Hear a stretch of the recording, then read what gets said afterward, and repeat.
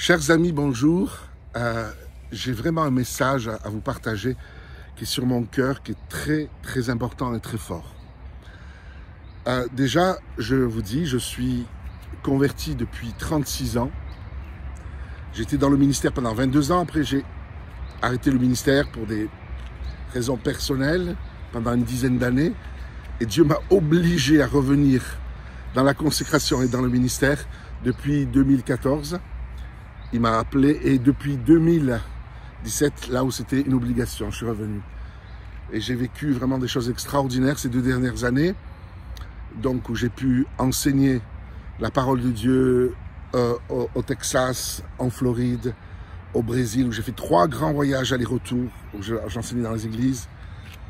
J'ai rencontré la femme de ma vie, c'était extraordinaire. Ok. Et après, j'ai fait des séminaires dans plusieurs régions de France avant le confinement. Mais là, j'ai envie de vous dire une chose très importante. Dieu m'a donné cette onction prophétique, cette onction de fils d'Issachar, pour expliquer les temps où nous sommes.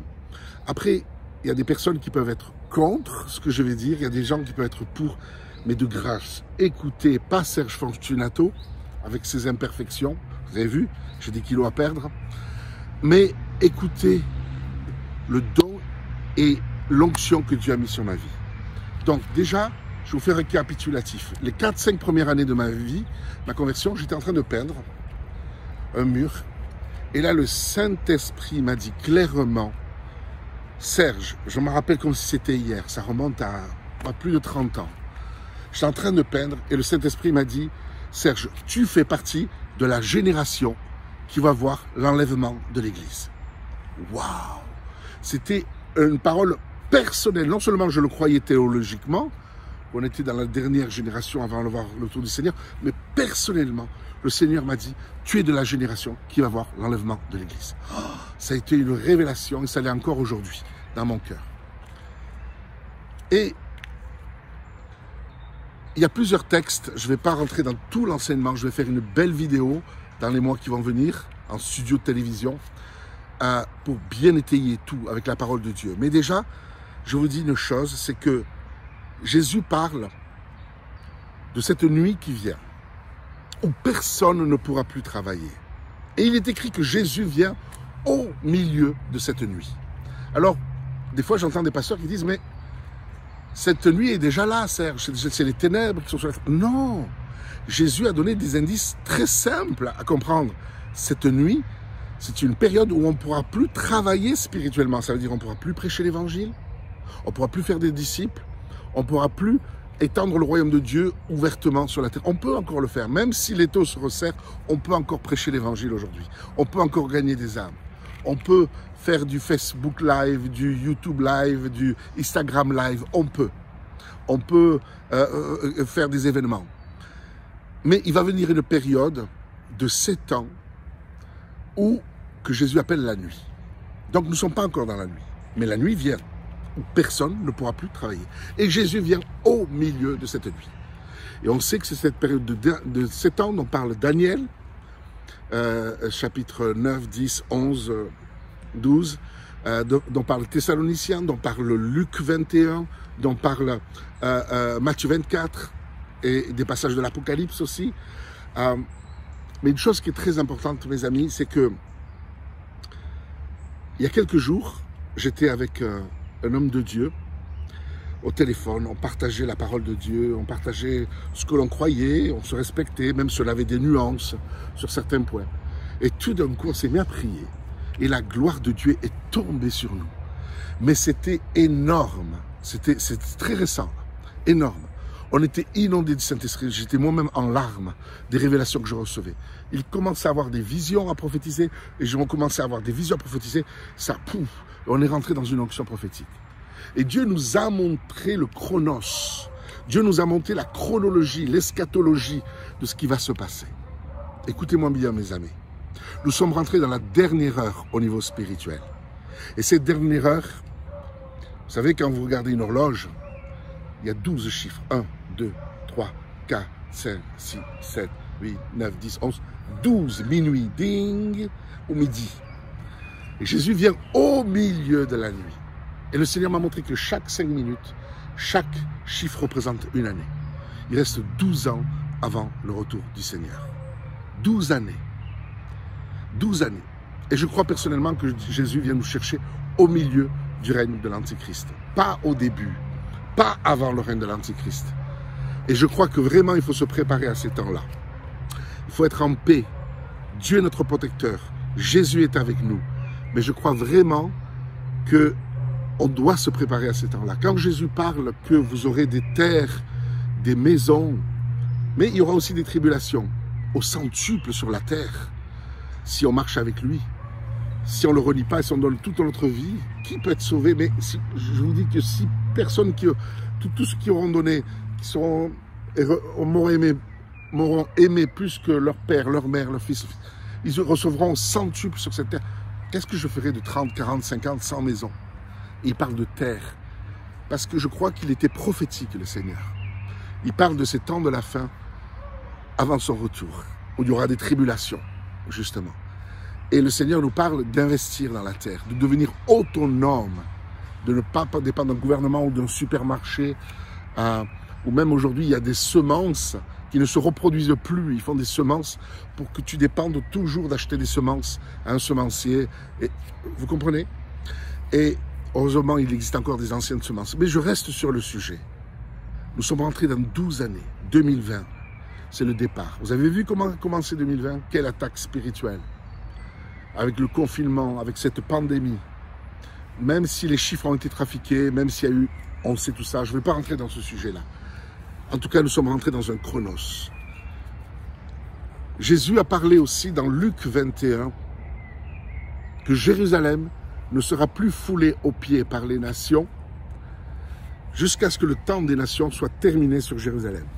Jérusalem a été sous l'emprise des nations depuis 586 avant Jésus-Christ, quand les Babyloniens, suite à ce qu'Israël s'était détourné de Dieu, avaient attaqué Babylone. Les Babyloniens avaient attaqué et ils avaient amené en déportation tout le peuple qui était devenu esclave durant 70 ans. Retenez cette date. Parce que dans la Bible, il y a des cycles de 40 ans, de 50 ans, comme le jubilé, comme de 70 ans. Et là, pendant 70 ans, ils ont été amenés à déportation. Et à partir de ce moment-là, de 586 avant Jésus-Christ, à l'époque de Nebuchadnezzar, Jérusalem était sous l'emprise des nations, par les Babyloniens, après il y a eu tous les Grecs, les Romains, même au temps de Jésus, Jérusalem n'était pas libre, elle était sous l'emprise des Romains. Après il y a eu les croisés, les musulmans, l'Empire ottoman, il y a eu tellement. Et en 1948, quand cette prophétie qu'une nation naîtrait-elle un jour, que Israël allait renaître en un seul jour, ça s'est passé en 1948, le 14 mai 1948, Jérusalem était encore partiellement sous l'emprise des peuples arabes. Et en 1967, mes amis, en 1967, Jérusalem, la guerre des 6 jours, après une agression, ils ont contre-attaqué et ils ont gagné en 6 jours avec le général Moshe Dayan, le célèbre général israélien, et ils ont remporté. Et là, Jérusalem, ils ont reconquis le quartier arabe de Jérusalem. Jérusalem était complètement juive. Et Jésus a dit, quand Jérusalem ne sera plus sous l'emprise des nations, sera libérée, complètement juive, appartenant en totalité à l'État d'Israël, à partir de ce moment-là, cette génération ne passera pas. Que tout arrive et qu'il y ait son retour. Waouh! Alors, 1967, si vous prenez le cycle des 70 ans, parce qu'au début, il y a eu 70 ans de déportation, avant qu'ils retournent en Israël avec Esdras, Néhémie, qui reconstruisent les murailles, qui repeuplent l'État d'Israël. 70 ans de déportation, 70 ans au départ. Et après que Jérusalem soit juive, 70 ans encore. Si vous comptez 1967, ça fait 2037. Et Jésus a dit, cette génération ne passera pas, c'est-à-dire avant 2037. Aujourd'hui, il y a même des pasteurs de très grandes églises qui sont convaincus que l'enlèvement va être là, dans cette période-là de 2031, 32, 33. Cette période-là. Alors, mes amis, que personne ne vous séduise d'aucune manière, a dit Paul. Il faut qu'on ait 3 critères qui soient passés avant. 1, qu'on ait vu l'apostasie arriver. Deuxièmement, paraître l'homme du péché. Et troisièmement, qu'on l'ait vu s'asseoir dans le temple de Dieu qui sera reconstruit à Jérusalem et se proclamer lui-même Dieu. Il va faire une abomination. Il va montrer son vrai visage. Les trois premières années et demie, dans cette période de 7 ans de l'Antichrist, les 7 semaines dont parle Daniel, les 3 premières années et demie, il va montrer peace and love, paix, sécurité, l'économie sera au top, il va y avoir qu'une seule monnaie mondiale. Donc on ne pourra plus acheter ni vendre sans avoir la marque. Bien sûr, moi je ne vais pas la prendre. Et je vous encourage à ne pas la prendre, à ne pas faire partie de ce système totalitaire. Mais, au bout de 3 ans et demi, l'épouse sera enlevée. Attention, il y a 5 vierges folles et 5 vierges sages. Tout est précis dans la parole de Dieu. Il n'a pas dit 4 seront enlevés et 6 seront restés, ou 8 seront enlevés et 2 vont rester.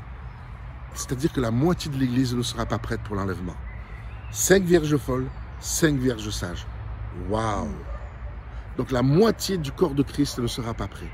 Voici l'époux, allez à sa rencontre. Il y a l'enlèvement de l'Église. Nous sommes rentrés dans la dernière heure. Chaque tic-tac, tic-tac, chaque 1, 2, 3 rentre. Nous sommes rentrés dans les 12 dernières années avant le retour du Seigneur. Alors, ça sera en 2031, 32, 33. On est rentré dans la dernière heure, qui représente un cycle de 12 ans. C'est fort ce que je dis. C'est fort. Je sais qu'il y en a qui annoncent le retour du Seigneur en 2023. Il y en a qui l'annoncent en 2026. Je crois qu'il nous reste que quelques années et qu'on va voir le plus grand réveil de l'histoire du christianisme. Alléluia. Il va se former des armées spirituelles, non pas avec des fusils, des canons, non, mais pour prêcher l'évangile, pour libérer les gens, pour amener les gens dans le royaume de Dieu. Nous sommes rentrés dans des temps solennels. C'est le temps de la consécration. Alléluia. Nous-mêmes, on va élever un grand projet et Dieu va élever une armée dans ce projet qui vont travailler avec moi et mon épouse et qui vont travailler avec l'équipe de ministère qui est en train de se mettre en place. Alléluia. C'est plus le temps de se chamailler entre serviteurs de Dieu. C'est plus le temps de faire des faux témoignages, des critiques malsaines, de salir des ministères. C'est le temps de la construction. C'est le temps de bénir. C'est le temps de pardonner. C'est le temps de faire tout pour régler les problèmes. Ce n'est pas le temps de se couper les uns des autres. Mais tout ce que je peux vous dire, c'est que le temps est venu aujourd'hui vraiment de gagner des âmes, de faire partie d'une église locale vivante, qui marche avec Dieu, qui n'a qu'un seul critère, gagner des âmes et en faire des disciples. Amen, gagner des âmes, véritablement. Sortir de la, je vais dire, de la messe de la religion évangélique, pour rentrer vraiment. Et c'est le temps aussi où vraiment il faut acheter des maisons, des terres. Rassemblez-vous à plusieurs. Vous avez un petit revenu, vous n'avez pas de grands moyens, à plusieurs. Achetez une maison, achetez un lopin de terre. Parce qu'en période difficile du début du règne de l'Antichrist, dont on va voir vraiment, j'en suis convaincu de ça personnellement, on va être autonome.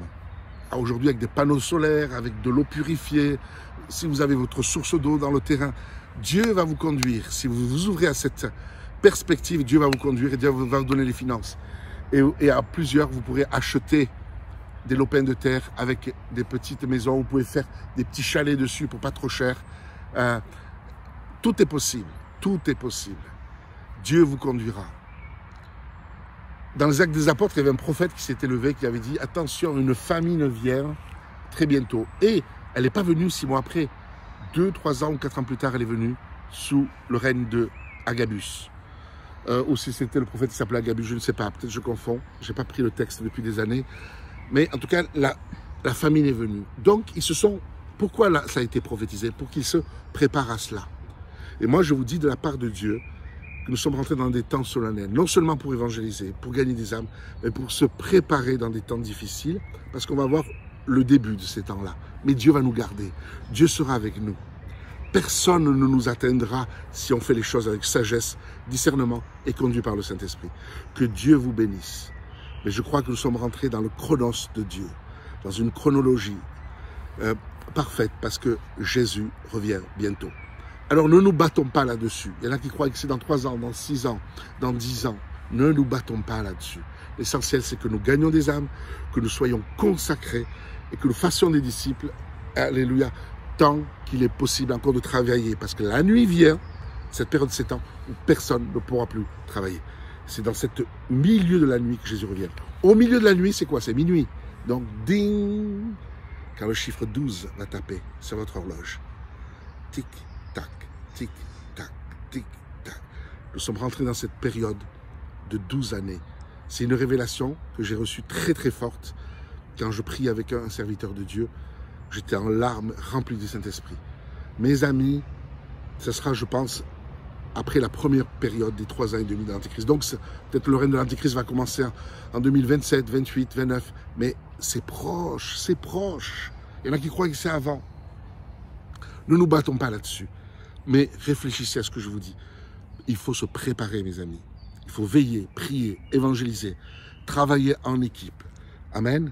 Et pour ceux qui sont vraiment, qui veulent mieux nous connaître, contactez-moi en message privé sur Messenger, Serge Fortunato. Contactez-moi en message privé, pas en public, en message privé. Alléluia. Une équipe extraordinaire est en train de se former. Bientôt, on va faire des émissions vraiment, dans les mois qui viennent, vraiment clairement, je veux dire de qualité. Donc, mes amis, alléluia, gagnez des âmes, faites partie d'une église locale et préparez-vous parce que Jésus est à la porte. Il arrive. Soyez bénis au nom de Jésus-Christ. Amen.